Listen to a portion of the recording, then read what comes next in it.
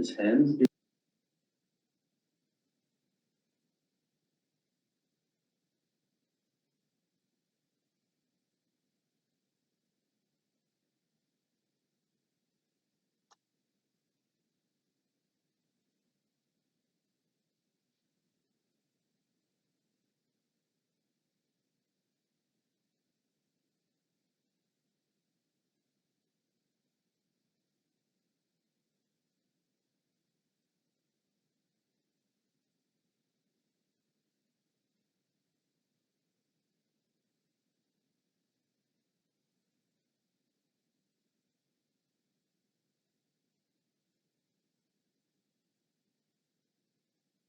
Okay, you're good to go. I haven't heard from Hans say he's not coming, so I've texted him, but we've got quorum, so I will call the meeting to order. First, we've got our traditional land acknowledgement, of course, then we acknowledge and respect the Indigenous peoples within these traditional lands we are meeting today. We have an agenda that's been circulated. It's been moved by Diana. Any seconders? Seconded by Cheryl. Any amendments or changes? Seeing none. Any objections? The agenda is adopted. We have minutes before us. Are there any omissions, errors, or amendments to the minutes? So seeing no comment, those have been received. We have no delegations for us today, so that takes us on to our first report, which is the Regional Parks, Trails, and Water Strategy Engagement and Communication Update. And I'll turn the table over to you, Mark. Thank you, through the chair. Just a verbal update here. The Parks, Trails, and Water Access strategy is well underway. Engagement is happening. So we've had a survey has been released. The update on the survey is it's been attempted by about 850 people. The completion rate is about 41%. So just around 350 people. The majority of the people who do not complete, about 30%, seem to exit before the survey begins. They may be coming back to it. We'll try it again. The dropout rate is between 1% and 3% per page. So that indicates good engagement. There is some question fatigue, which is to be expected. But generally, we're seeing very thorough, thoughtful responses. People are spending the time to go through it, and it is a bit of work to go through the survey, I have to admit. But it's capturing some good information. The largest proportional response is from Nelson residents, around 14%, and then the next second to that is Creston, which doesn't have any regional parks, so it's quite interesting, around 11% of respondents are from Creston, and then it tapers off from there. We're about just past halfway through the engagement. We intend to release probably a little bit of a media release to prompt it, to inform people it's closing and sort of prompt the final push to try to double those numbers if possible. And yeah, that's the update. It's working well. We did also have open house type setups a couple weekends ago where the consultant was able to go to the Creston Recreation Center, Castlegar Center, and Nelson Center, as well as a few sites around. A few regional parks, including the rail trail, was a very popular place. Tons of great feedback. Great responses. People are very interested in taking the time, so that was quite effective. The other mechanism we have are called sounding boards, and they're out in a few locations, and it's basically a board where you can write in with a Sharpie your thoughts or opinions and things like that. So those are out there, and yeah, that's the update on the engagement. If there's any questions, please let me know. That's great. I just wanted to commend staff. I had the opportunity to engage with the one that was at the Nelson Recreation Center. And then after spending some time on the rowing machine right behind her for a while, it was really interesting how many people stopped, chatted, the kids were engaged. It was really well set up. It was really clear, and it really communicated, I thought, a lot of value to the residents, the way it was professionally put together. I want to recognize Director Graham for the question, and then Lockwood, I've got you on the list. Thank you. So through the chair, I promoted the study or the questionnaire through my newsletter, and I had several responses that the website was down, and people were sending me shots of saying like that the website was not accessible. I did send it to staff at the time, and I had gotten a response that they were trying, it said that the page was not secure. Something happened. So I don't know if you guys are aware of that, but like it was at least 2 days that it was not accessible. Like the regional district website was not accessible due to some kind of technical issue, which just happened to also overlap with my e-letter distribution that had you at the top, like it was at the top. So typically I get a better response. So I just wasn't sure if you guys were aware of that. If you wanted to extend your survey, like that was a little disappointing for me. But otherwise, I did the survey myself. I thought it was good, but I just didn't know if you guys were aware of this. Yeah, I can answer through the chair. We have two kind of different websites. We have the RDCK regular website, and that was the website that was down. Down in quotations, the security, so it's HTTPS, so we lost the S in the security, which means that you, when you go to that page, it brings up a security, like, don't go any farther, but this page isn't secure. That happened last week, and I believe it was on Monday, and potentially followed to the Tuesday. That was fixed. It was an IT, you had to go in and get us more secure and do that. So that was fixed. It sounds like it coincided the time that you sent that out. The engage page that we have, which is where all of our information for the project is on, to my knowledge, I did not receive any feedback that had went down. So that's where all of the information is stored, that has the survey and all of that. I know through Facebook, there's been some comments like people can't access the link, and I'm not quite sure why. I've been trying to do my best to reply with the direct link and give some information. But that, I think, Cheryl, is where that security risk was, and it hasn't fixed. So supplemental, if I may, Ahead, I just think that so for me, so the people that follow my newsletter, I think, I don't know, like, I mean, because when I couldn't even get onto the regional district homepage, like at the same time that this was, I couldn't get onto anything. So, I didn't know what was going on and whatever, but I just don't know if this would, just the way that this happened and the timing and stuff, I just don't know if this would be something where you might want to extend your survey a little bit longer to give those people the opportunity. I think it might say something because, we've got folks here, they're not really computer literate to start with, and then they get this scare that the thing is not secure. So I can try and write an article saying like, okay, no, for sure the regional district website is secure now. And when you try to do the survey, you won't get this like scary message saying that the thing is not secure. And anyway, it's just a thing that happened. And I had several people reach out to me both by phone, by email, and it was just, it was a little mini disaster. Thank you. So, thanks, Cheryl. And having been on the front lines of exactly this issue, I could totally appreciate that IT was probably across the board flooded with all sorts of requests of that nature. I do know the SSL cert was reinstalled at 6:30 in the morning on Tuesday. So that would have been when the issue was resolved, just looking at the website now. And we do know we have, new leadership within that team. So I think the message is heard loud and clear, and I expect we won't see that again for some time. Go ahead, Mark. Yeah, through the chair too, just keeping in mind that there are components to this engagement. So the front page being the RDCK website, there's the Engage RDCK platform. Right. Within the Engage RDCK platform, you can choose the option to complete a survey, or the second option is to go on and annotate interactive map.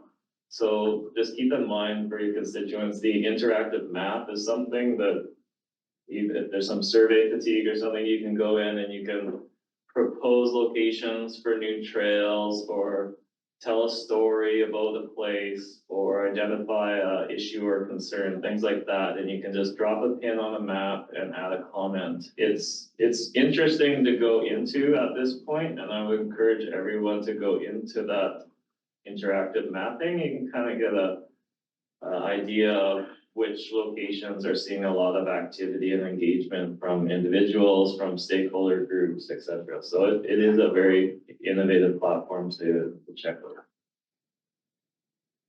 Perfect.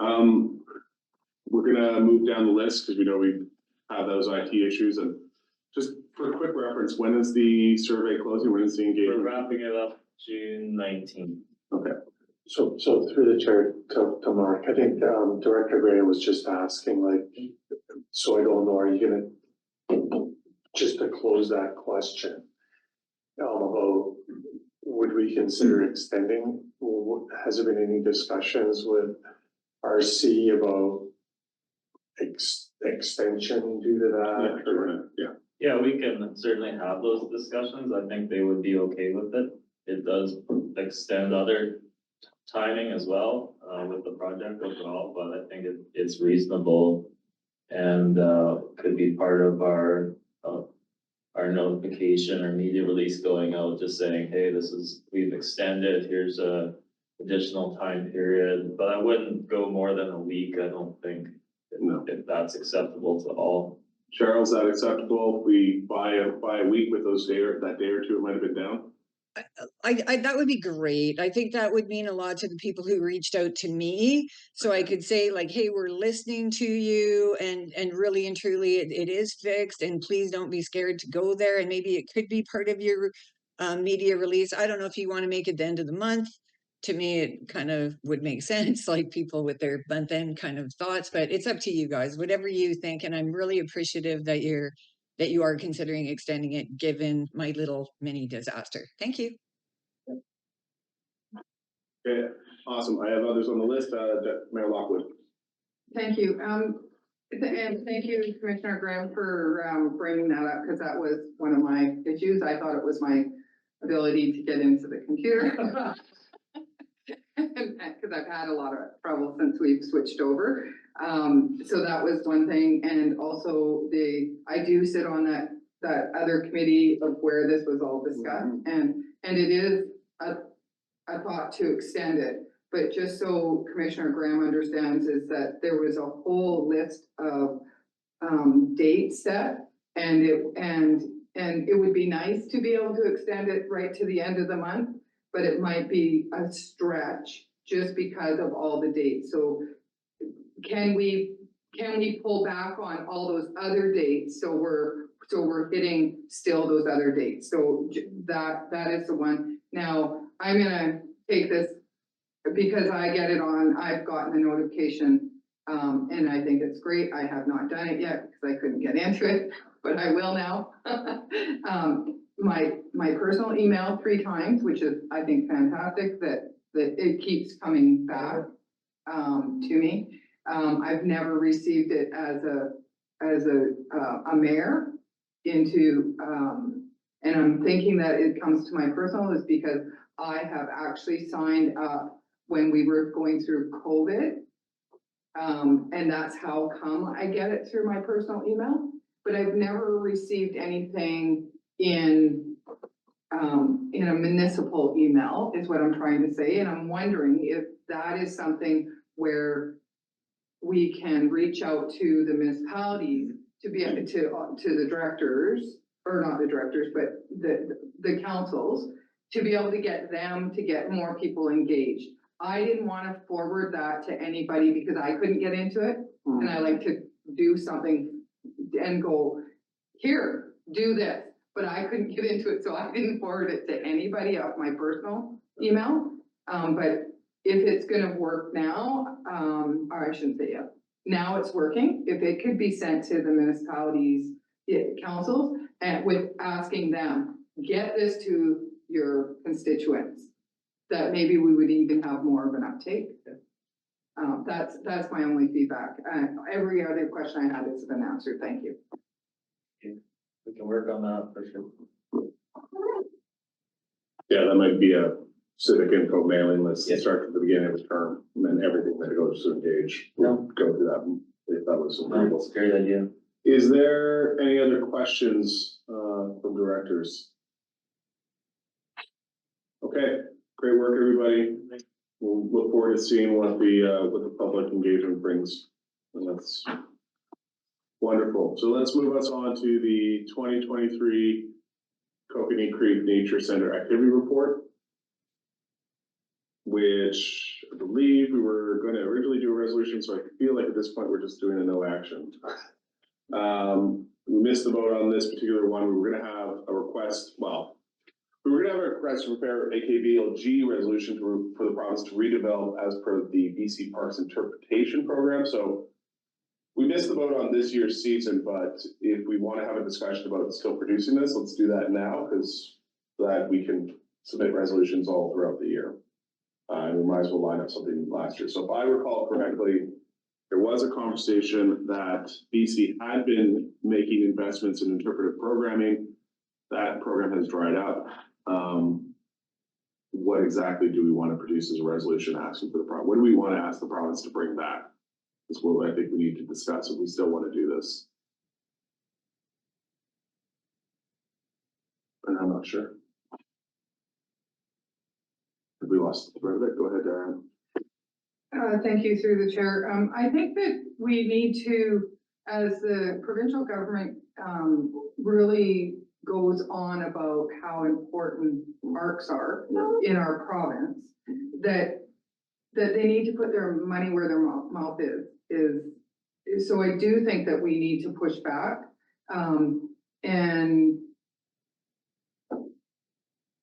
I'm not sure if this is the only park, because this is actually a BC Park Interpretive Center. Yep. So it's not something that we should have to be telling them what to fund, because it is a BC Parks Interpretive Center, but we do fund it. So is it something that we get a UBCM, because it's provincial, that we talk to staff? It might not be at UBCM time, but there's an opportunity to talk to staff as it's an election year. They're not going to do anything anyways.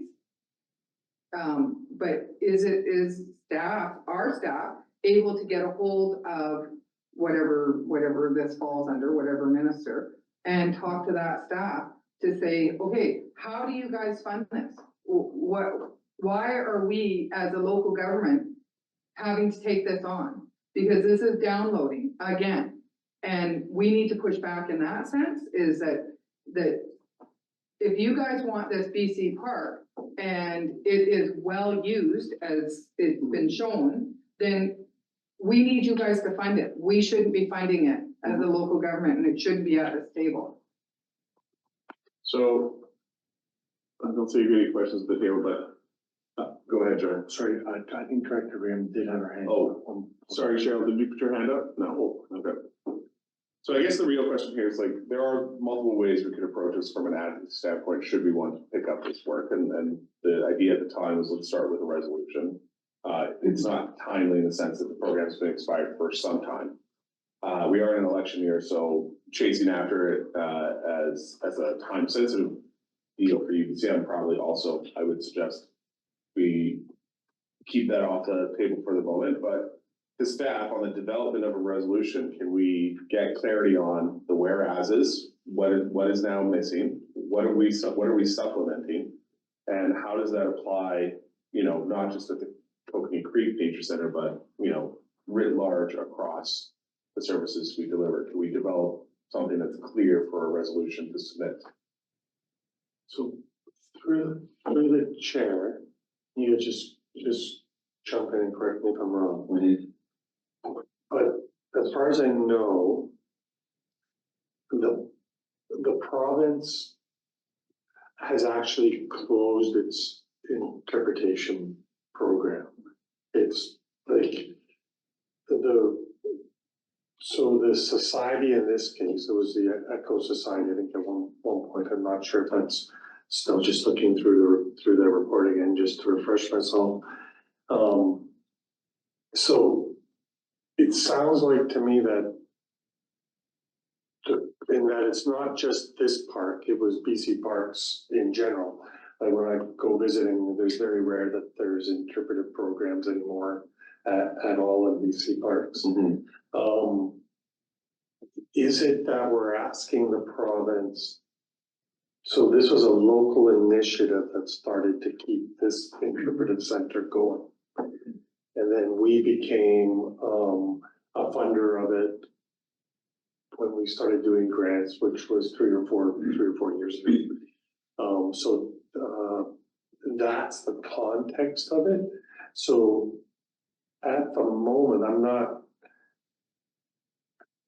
I guess we're asking the province to reinstitute interpretive programs funding. Like that's my understanding.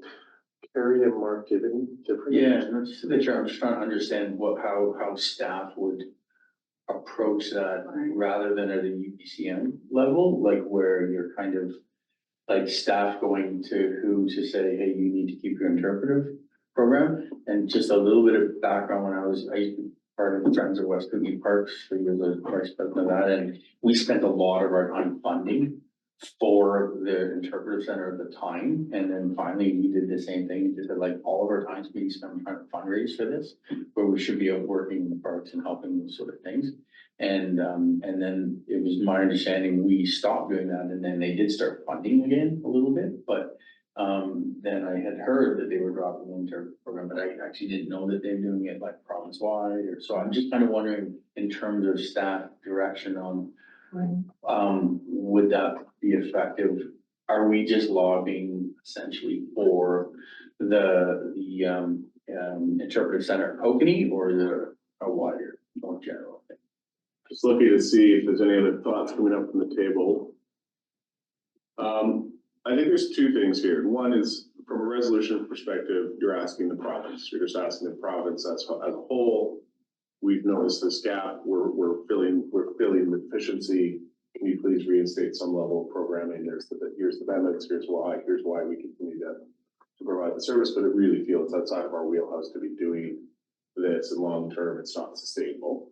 And that's a resolution. It goes to AKVLG, gets voted on in April of next year, and goes up to UBCM in 2025 for discussion.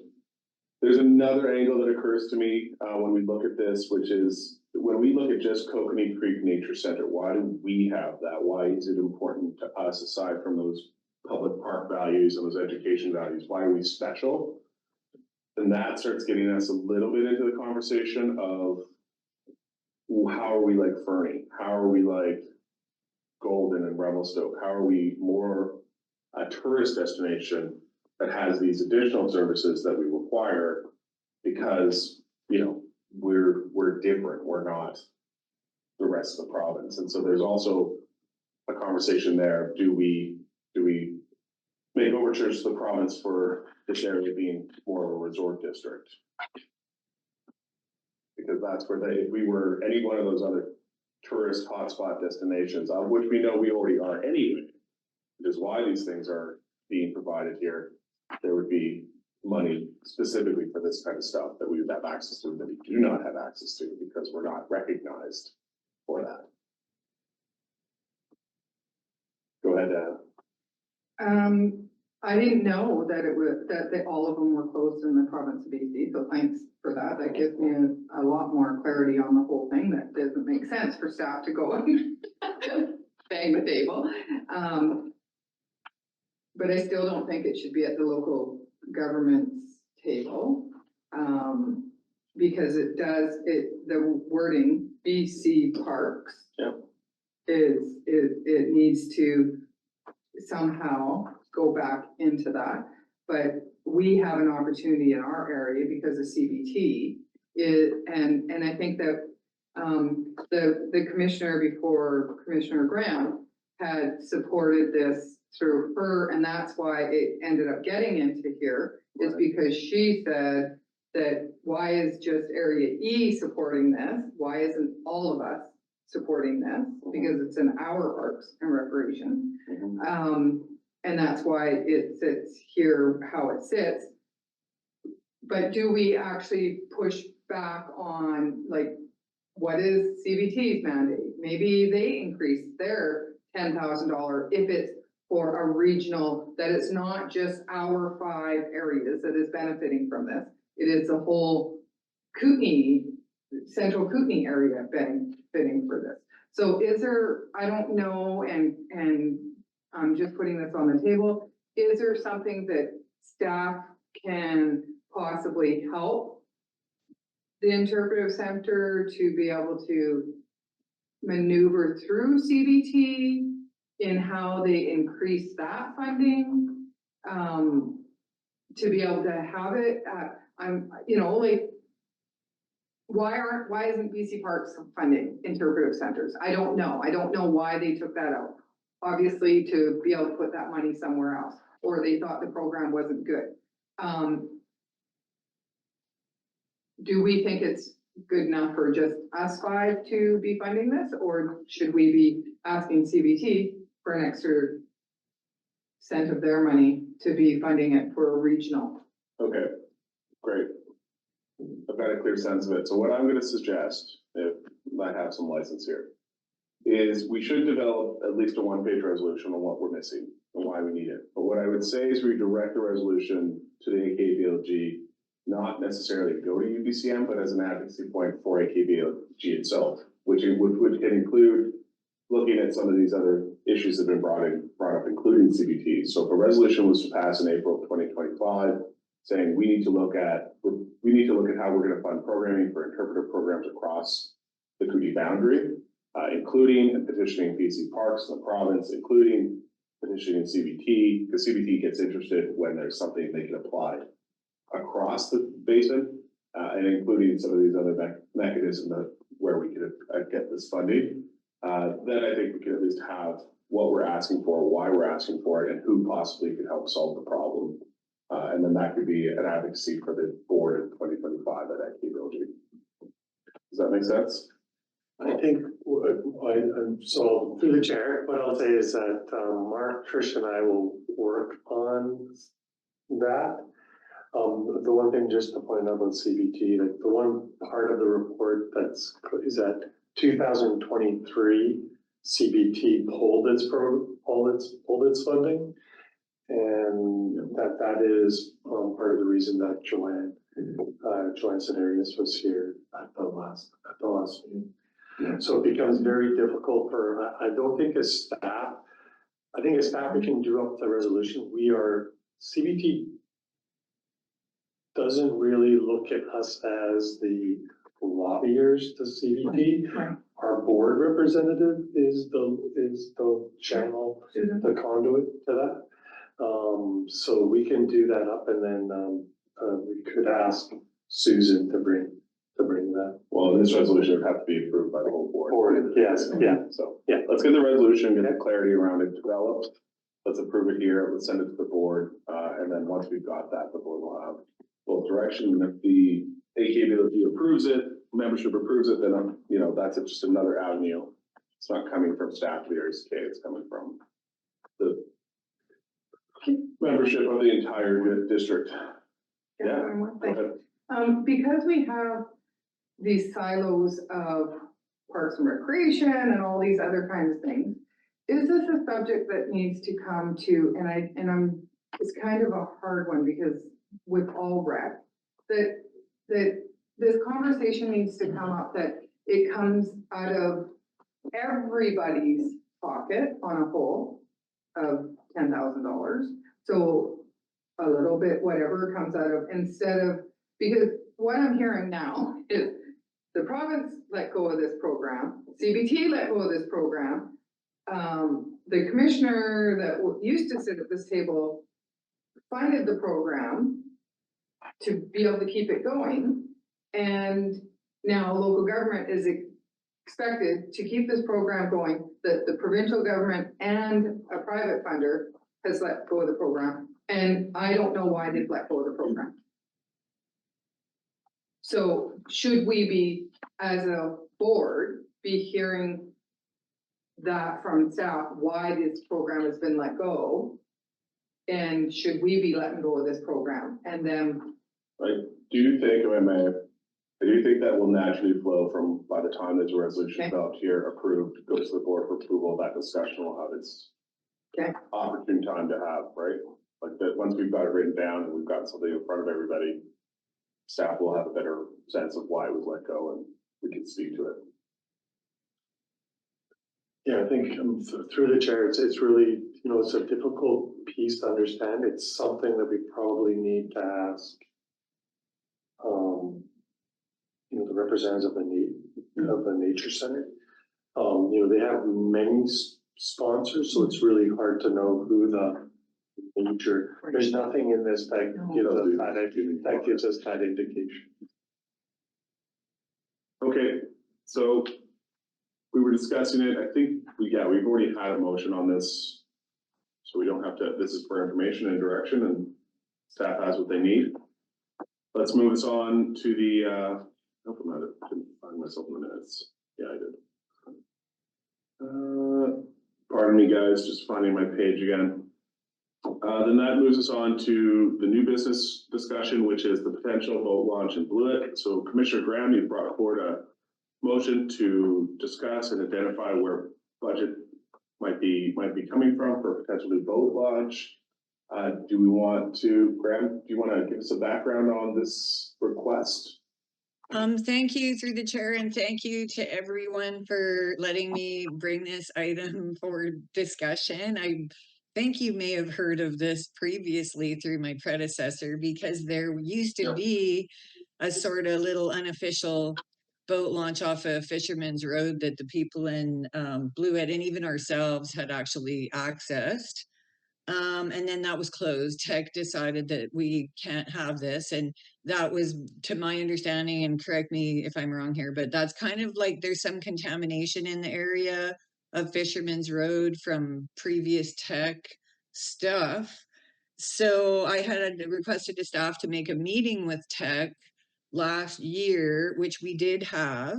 And I had met with some residents who had identified a site that they thought was a potential spot, which is sort of next to the bridge, and that staff and I had looked at as well. And we'd looked at that, so we brought it to tech and said, is there any chance you would say completely no to this? This is not, and they said maybe. I think that was my takeaway, that they would look at this one site, and this one site had incidentally not been included in the previous potential boat launch study for Blewett. And you guys correct me if I'm wrong here from staff, because this is my recollection. So this is where I'm landing. There's a potential site that that we think could work. It makes a lot of sense because there's also parking nearby where it used to be the old bridge access. The site itself had been previously dredged and previously used. It's kind of, there's sort of an unofficial boat launch there. And I think the big thing here is that we're not looking to make like a major boat launch for everybody in the city and this big boat launch where you can launch big boats and deep sailboats. It would be more tailored to just local area residents launching small fishing boats or small pleasure boats or kayaks or canoes. And it would sort of be like not a, when you say boat launch, like what does that mean, right? So looking at this, it would need some changes. And so my reason of being here today and asking for this to be on the floor is to ask staff, like how much money do you think we would need? I know there's been a lot of work already done. And so now that we've got this one site, like how much do you think we would need to get a study moved forward here, since we've sort of seen it? And then I have an idea, but I wanted to find out from staff what they thought in terms of budget that we'd even be looking at here. Okay, any comments from staff? I can sort of clarify just the Blewett boat launch feasibility study that was completed. If we're talking about the same location, the southeast abutment of the bridge, is that you're still talking about the same area, Cheryl, that we discussed, I suppose? But the southeast abutment was looked at in the study. It wasn't disregarded from the study, it was looked at.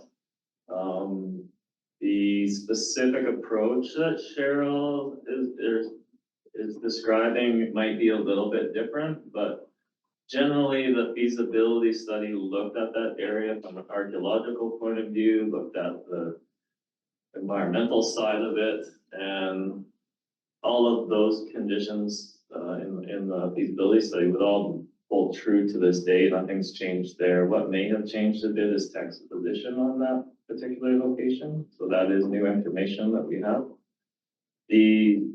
I think it's premature to get into quoting amounts in this meeting for any form of feasibility or next step. Like if the direction is there from the commission for us to look into that, that's what we need to do. Look into it, look at the old report, have another conversation with Tech, and then maybe put together some preliminary suggestions on next steps. But I don't have a number for you. I don't think Carrie does. Okay. As well. The major issue there, I'll just say, is archaeological sites. That's something we know from the study and from the RAD database is very high level archaeology, and certainly First Nations consultation and engagement should happen at the very early stages, even before the project is explored in terms of spending money on it. So that would be staff's main suggestion is if you want to do something there, engagement with First Nations is going to be through the whole process. Okay, great. Go ahead, Cheryl. So yeah, supplemental if I may, and I think you guys are all aware that I own a marine construction company, and I'm not looking for a conflict of interest here, but just a comment that just a comment that we as a marine construction company have worked in many environmentally sensitive and archaeological sites over the years. Mark is right that we need to first thing, let's get in contact with the First Nations groups that have the interest and, determine like, would this be something, since it's a community project, that you would perhaps favor, especially given that the site has been previously disturbed. So these are some things like it's definitely a red flag. It's definitely something, a consideration, but it's not like a hard stop that there's no way that this is ever going to get approved, because like I have seen these projects be approved on Kootenay Lake and other lakes in the region, and therefore I guess partly why I'm here today asking for the commission support to try to move this forward, because this was a loss it was a loss of a thing that people had in Blewett, a way to access the lake. I think we're always looking for increasing accesses to the lake for our residents. And it's a loss, and it's a lot of residents in Blewett that have asked me as their elected official to work on this project. So, that's why I'm here asking for it. And I do appreciate all the work that was done in the past. Like, wowee, you guys really did a great job there. But I saw an opportunity here, and with our meeting with Tech, that actually seemed quite positive to me. So that's why I'm here today to saying, like, how do I move this forward? I need your help. I'm new to this. So I really appreciate your input, and I just don't know how to move forward, and I'm glad that you put this on the agenda so we could discuss it. Thank you. Always. Okay, thanks, Cheryl. I have a few questions around this, and I just want to highlight a few things just to help reinforce them. Nelson contributes about 50% of the funding for this service, and so that's the residents, and how we support access to the water is an important value for the residents of the city of Nelson. Can you hear me? Oh, Tom, do you want to talk? No? Tom, you're on mute. That was someone, okay. Nope, he just got booted out. We are down to 3 people. No. Okay, let's pause for a minute. Oh, there he's back. Tom, you back? There you are. Tom, we can't hear you though. Yeah, I'm just, I don't know what's happened here. A little unstable on the intranet. So I'm just going a little closer to my modem here. So yeah, okay, good. So it was only me breaking up, so it's. Sorry, where did we lose you, Tom? Pardon? Where did we lose you? So just a couple of seconds ago, but it was breaking up in and out, but it's okay. I'm okay now. We were talking about the boat launch That's right.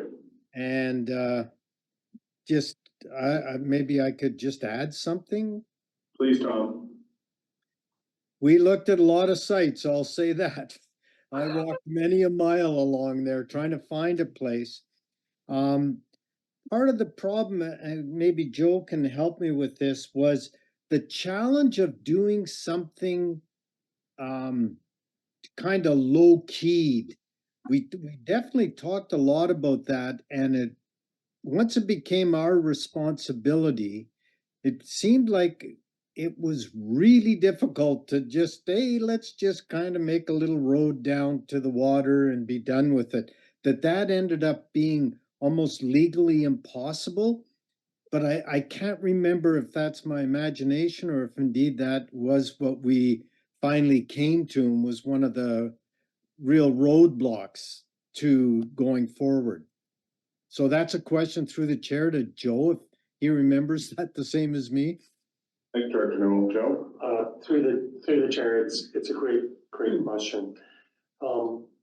When something, we often, I'm just thinking about a public meeting that was just held in Glade and where we were asked to embark on plans to improve that park, that regional park. Yeah.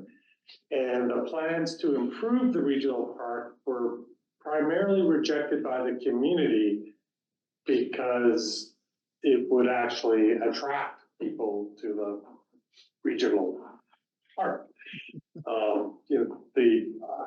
Just you can think about the counter argument that's going on. We're funding something regionally, but trying to not say what it is.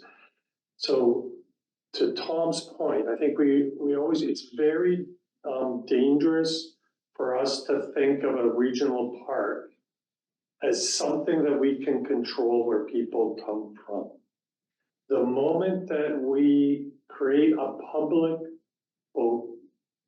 anything that's public, doesn't matter if it's a boat launch, a beach, an access point, and then we do have a responsibility to tell the public that we're doing that, that it's an amenity. It's an amenity that's being paid by a much broader community than a private individual.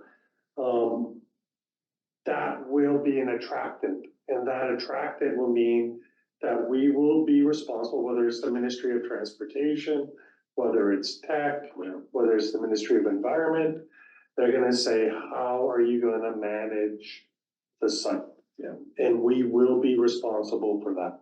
Yeah. So, but to Cheryl's point, there are a lot of positives with that site, but there's also a lot of challenges.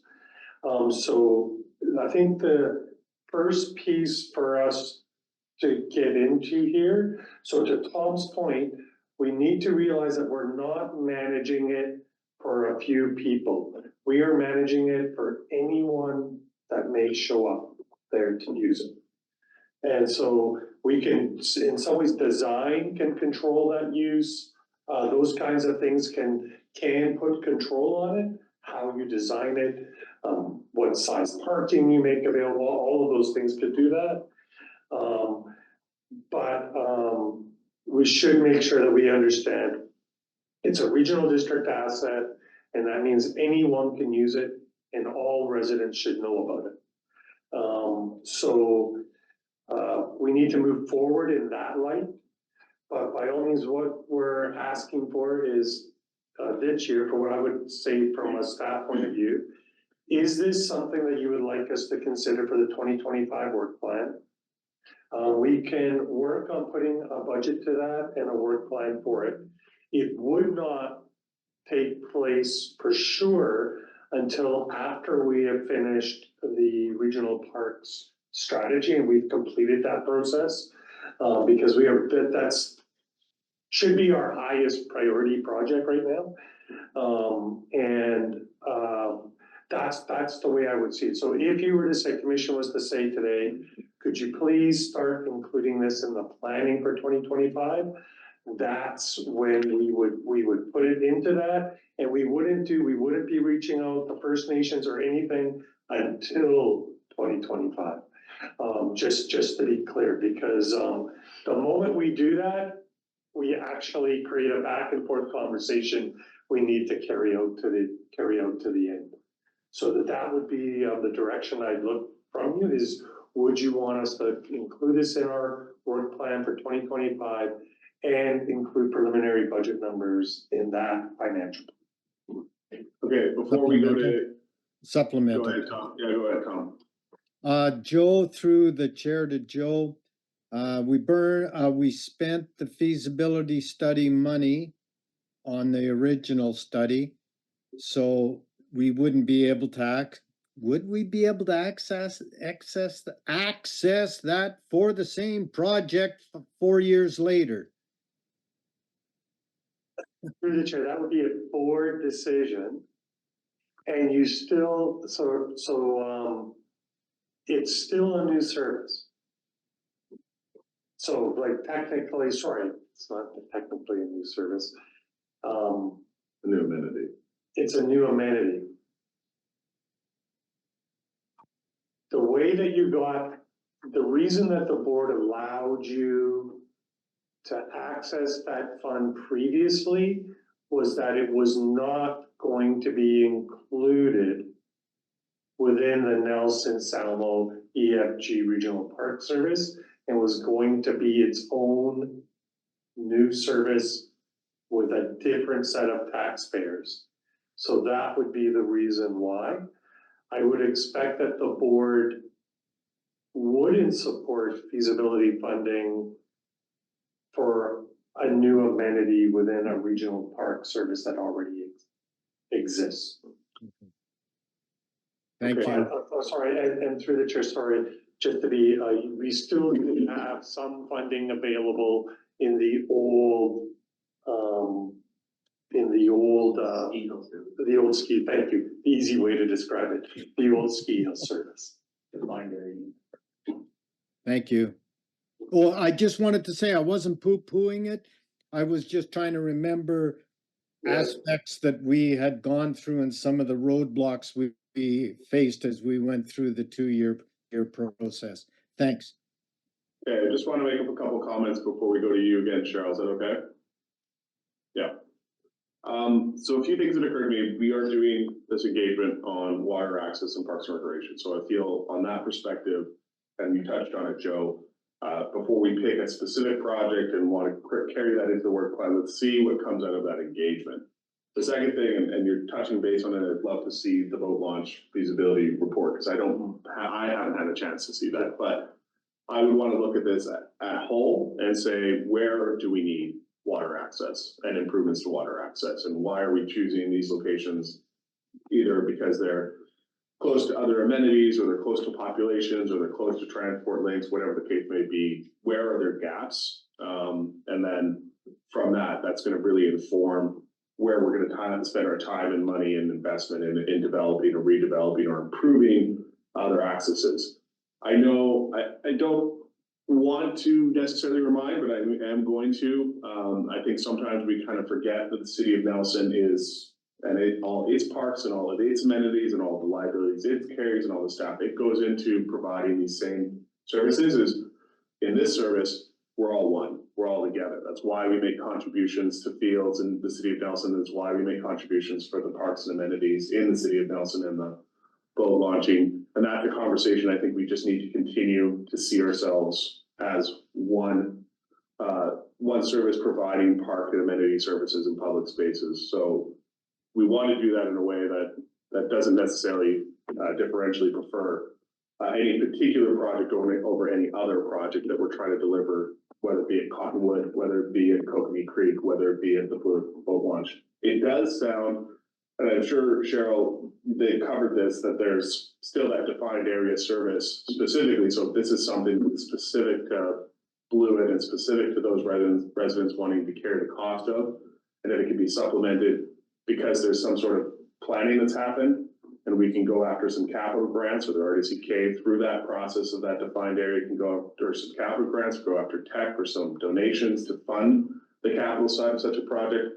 That Area E would have that ability to chase after that itself, but maybe with the benefit of all the planning that we're already have in motion. So I think there's some stuff lining up for maybe this to be a more fulsome conversation, 2025, 2026. How it gets shaken out and how it happens probably sounds like there's a few ways this cat can get skinned first. Or this boat could be floated. There we go. Anyways, does that cover most of it, Cheryl? It sounds like staff, once we have some planning in place, we could kind of circle back on this in another year. Yeah, and that's what I'm asking. I'm really just asking that this project, like, because at the minute, I mean, I'm still learning here, of course, as always, but through the chair, but my understanding, we were at no further action on this project. And so this is where I'm just trying to hopefully divert the no further action. And I know this is a long-term project, and I appreciate this would be like a public asset that anybody could use.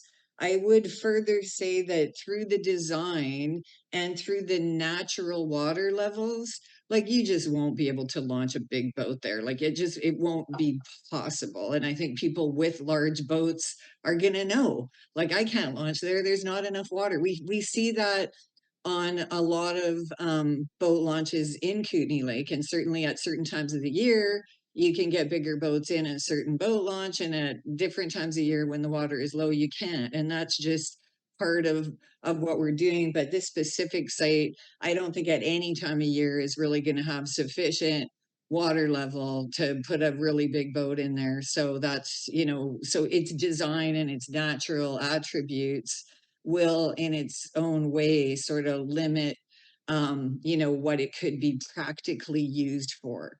And I wouldn't be saying that it's only for the residents of Blewett. And like, listen, I lived in Balfour, and we used to use that boat launch. So it's certainly for anyone in the public to use. And like I say, there's parking sort of nearby. There was just and when Tech sort of said they didn't have objections to this site, which is new information. That's why I felt like obligated to try to do what I could to move this forward. Area E would consider community works grants or other to help the funding of the projects depending on what is needed. So please know that support would be there for you as staff. So you're hopefully not going to run into a dead end with funding. And whatever else we could do, I would make it a priority to approach Tech or to look at other grants or anything. Like, I do see this as like, a project that I'm hoping maybe it doesn't get, done or anything during my term, but if I could get it back on the list, I would be grateful for that. So thank you. Okay, so from this perspective on parks, we're gonna wait for some of those planning and engagement pieces to land and see where it looks across the board before we go further into this specific project idea, because that's where it's at this stage. Okay, so then let's go ahead, Diane. There's a motion on here. Was moved. But that's just so everybody understands, because we do have a guest and an observer, Sure. that we haven't moved this motion. Yeah, the motion was not moved and seconded, but we've had a good discussion about it. We'll see how it fits when those other planning pieces are complete. That moves us on to the contribution agreement. We've had some discussion about, in the inverse, pulling back support for some of these things. I am aware that at this junction it may not be moved. Did anyone want to speak to this, or do we want to just do business as usual until next year? Go ahead, Diane. And then Tom. Thanks. I already recognized Dan, so. Thank you.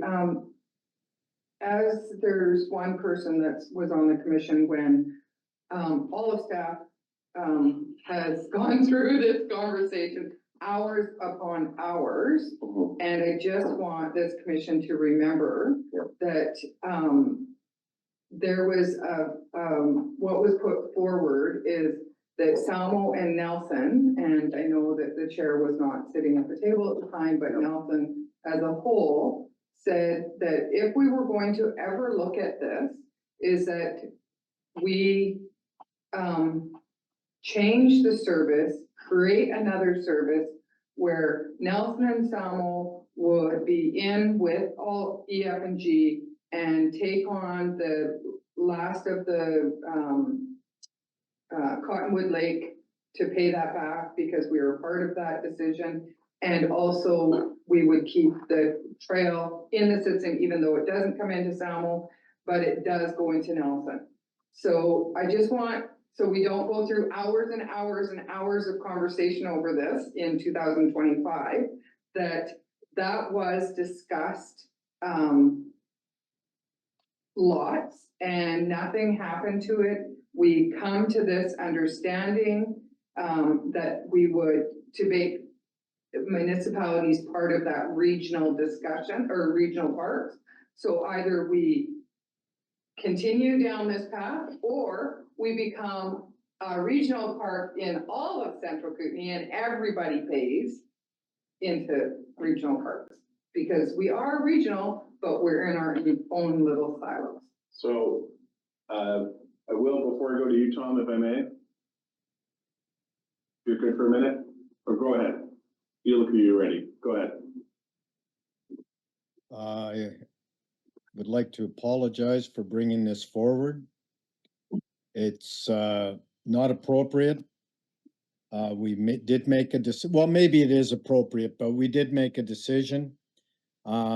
It came at a time when our budgets were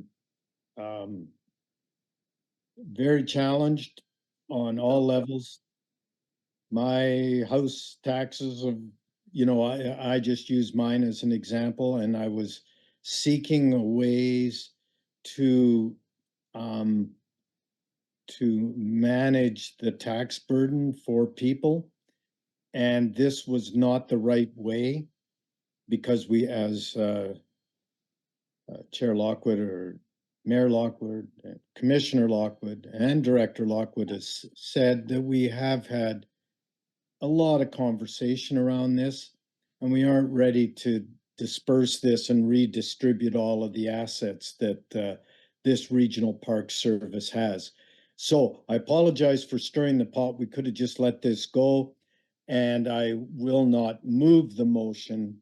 And today's earlier discussion about the Kokanee Park Nature Center highlights that at some point in time, sometimes property tax need to supplement that which is just not being done, but is kind of needed in our area. And Director Faust, as we were supporting her, she, 4 years, pushed to have support for Nelson's parks that are deemed to be regional to be supported by this commission. And as we were doing that, we thought of a couple of others that may benefit the cyclists, the interpretive center, the Weimer Park, and the Salmo Park to make the package more comprehensive. And so I do not want to upset that well thought out I guess it was a plan, well thought out plan. So thanks, Chair, for letting me go. You go ahead. I'm not moving this motion, and I apologize for even bringing it up. It's not really a discussion we need to have right now. Well, and I think, thank you, Tom. I appreciate the apology. We are amongst a group of people that trust each other, so I think we're having a good discussion regardless of it. So it is delivering value, and I see Mark wants to pipe in before I have a comment. Yeah, through the chair, through our survey engagement, we actually have a question targeted directly at those groups and societies and other related services that we fund. So we should be able to get some good data out of the engagement we're doing that could perhaps inform the board, the commission, all rec about are people seeing value in our funding of those other park related services. So I just wanted to share that will that will be an outcome of the engagement process, and that could lead to recommendations on how do you choose to fund one and not the other? Now, that's a common theme that has come up, but I don't think we're gonna get specific answers just for this commission, but generally that topic and the topic of regional park service delivery and the spectrum from community park service to regional park, all that will be discussed as part of the regional parks and trails strategy. So there is, a specific question around this out to the communities, but we'll see what people say. Okay, thank you. So we'll have a better sense of what the public wants, once we have some surveys done. So what I wanted to add to this conversation, and my fellow commissioners from Rec 5 will recall, as we went into the early part of the budget season, similar discussions had come up about, and direction was given to do a workshop on the community services model, specifically what Creston is using and some of the stuff that I've specifically heard from Mayor Lockwood. I think there might be wisdom in when we actually do that workshop of bringing in our partners from Salmo and Area G, which are the only ones that are missing from that Rec 5 table.